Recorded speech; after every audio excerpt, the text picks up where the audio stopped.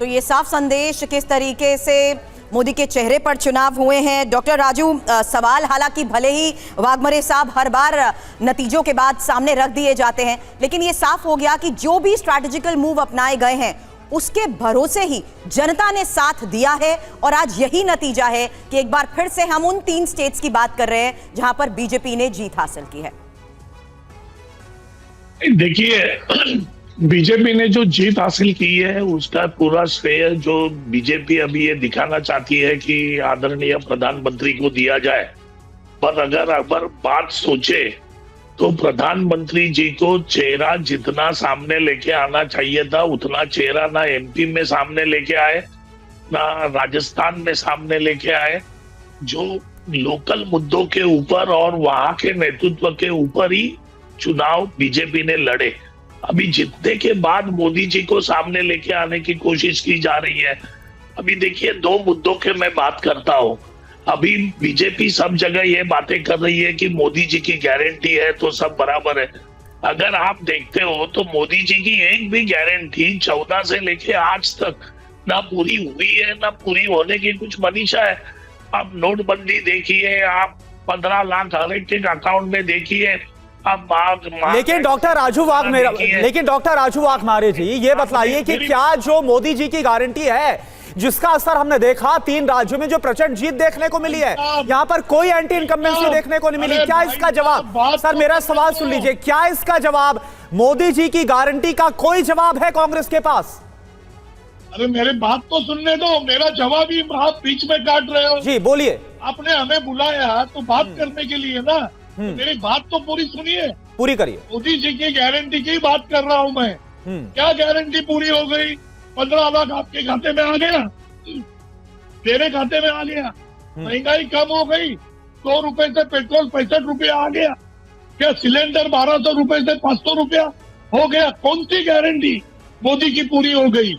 ये अभी 2024 के लिए जो पूरी तरह से मोदी जी की गारंटी फेल हो चुकी है। मैं इस पर जवाब लेती हूँ, बिल्कुल इस पर जवाब लेती हूँ, लेकिन उससे पहले एक ग्राफिक डिटेल, क्योंकि आपने मध्य प्रदेश के मुद्दों की बात की है, स्टेट के इश्यूज की जहां तक बात करी है, तो इंफॉर्मेशन वॉल का रुख करते हुए मध्य प्रदेश की नई सरकार के उपहार को देखते हुए कुछ इंफॉर्मेशन यहां रखना चाहूंगी ग्राफिक्स के जरिए, क्योंकि मध्य प्रदेश की नई सरकार की योजनाओं से प्रति परिवार सालाना कितना फायदा होगा इसको देखते हुए ये चर्चा आगे की जाएगी। जहां पर देखिए 12 योजनाओं के तहत अगर हम देखें सुमित, तो 2,85,000, माफ कीजिएगा 2.85 लाख, और साथ ही लाडली बहना योजना जिसकी लगातार चर्चा की जा रही है, उसमें भी हम देखेंगे कि किस तरीके से हर महीने 3,750 रुपए, एक माँ 2 बेटी को, और लाडली लक्ष्मी योजना के तहत एक बार में 30,000 रुपए मिलने की जो बात कही जा रही है, ये उपहारों के तौर पर प्रति परिवार को मिलने वाली योजनाओं का कितना ज्यादा फायदा होता है। क्विक रिएक्शन में इस पर हर्षवर्धन जी आपसे भी चाहूंगी, क्योंकि ये भी तो एक इंपॉर्टेंट फैक्ट है कि ये जो मध्य प्रदेश के मुद्दे थे, उन्हीं मुद्दों के बलबूते हर बार शिवराज भी लोगों के बीच रहे, जिसको देखते हुए उनकी हर तरफ सराहना भी हुई। लेकिन बावजूद इसके ये जो कांग्रेस सवाल उठा रही है कि ये मोदी की गारंटी का नतीजा नहीं है, क्या आपको भी यही लगता है? सुरभि, सबसे पहले तो ये कि नेताओं को और पत्रकारों को ये वाला झूठ अब बोलना बंद करना चाहिए कि प्रधानमंत्री नरेंद्र मोदी ने कहा कि 15 लाख सबके खाते में डालेंगे। अगर कोई ये वीडियो दिखा दे तो मैं इसी चैनल पर माफी मांगूंगा। इससे बड़ा झूठ कोई नहीं। प्रधानमंत्री नरेंद्र मोदी ने कभी नहीं कहा कि 15 लाख रुपए हर देशवासी के खाते में डालेंगे। ये झूठ बोला जा रहा है लगातार और उसको लोग दोहराते हैं बिना वेरीफाई किए हुए। फैक्ट चेक करना चाहिए, नंबर 1। नंबर 2, ये जब हम कहते हैं कि क्या मोदी की गारंटी चली कि नहीं चली, भारतीय जनता पार्टी पूरा श्रेय दे रही है।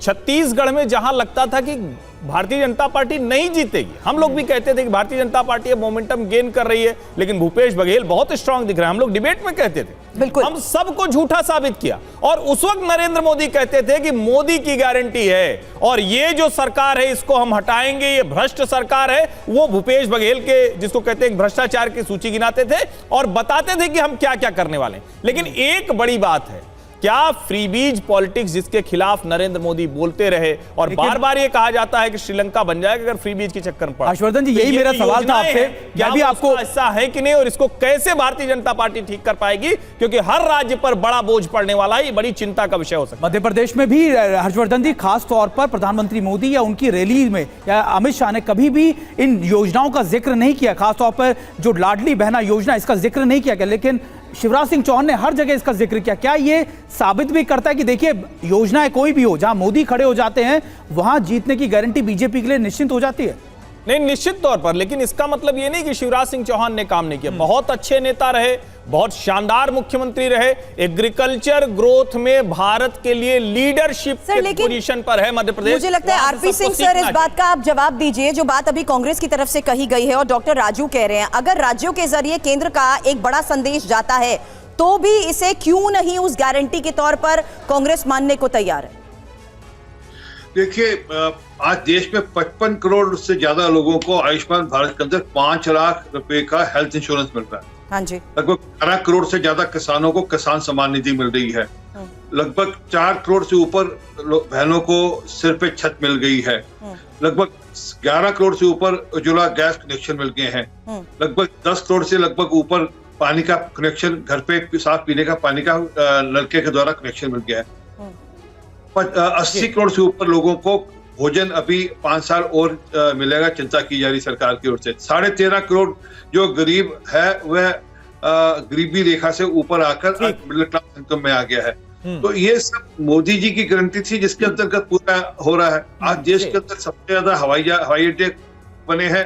आज देश के अंदर सबसे ज्यादा सड़कों का कनेक्शन हुआ है, जो पिछले कई सालों आज देख सकते हैं। ठीक है सर, इसी के साथ मैं जरा कांग्रेस के पास भी जाना चाहूंगा।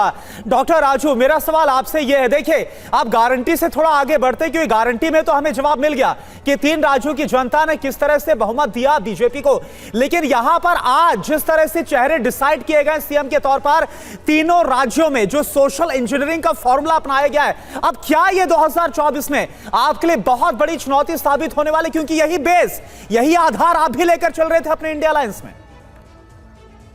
देखिए, सबसे पहली बात, ये कोई अलग काम बीजेपी ने किया नहीं है। मोदी जी एक बार एक तरफ बात करते हैं कि मैं किसी जाति को मानता नहीं हूँ, एक जगह बोलते हैं किसान जाति है, महिला जाति है, और दूसरी तरफ अभी ये सोशल इंजीनियरिंग का प्रयोग करते हैं। तो उसको क्या कहा जाए? ये जाति के आधार पर ही राजनीति करते हैं, तो फिर दूसरे मुंह से अलग बात क्यों करते हैं?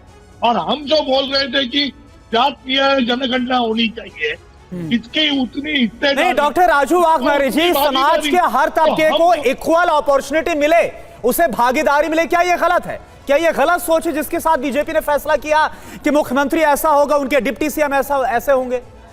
अरे भाई साहब, हम तो वही बात बोल रहे थे ना, लेकिन मोदी जी अलग बात बोल रहे थे ना। मोदी जी ने कहना चालू किया कि मैं किसी जाति को मानता नहीं हूँ, मैं इसको मानता हूँ, मैं किसान को जात मानता हूँ, महिला को जात मानता हूँ। तो अभी कहाँ गए? फिर अभी क्यों सोशल इंजीनियरिंग की बातें कर रहे हैं? तो इसका मतलब ये है कि, लेकिन राजू जी, आप लगातार ये बात कहते रहिए, लगातार आप इसको गारंटी या फिर दूसरी चीजों पर सवाल खड़े करते हैं, लेकिन सच बात तो यह है कि देखिए, मोदी मैजिक चला है और इन सभी विधानसभाओं ने एक बार फिर ये साबित भी किया।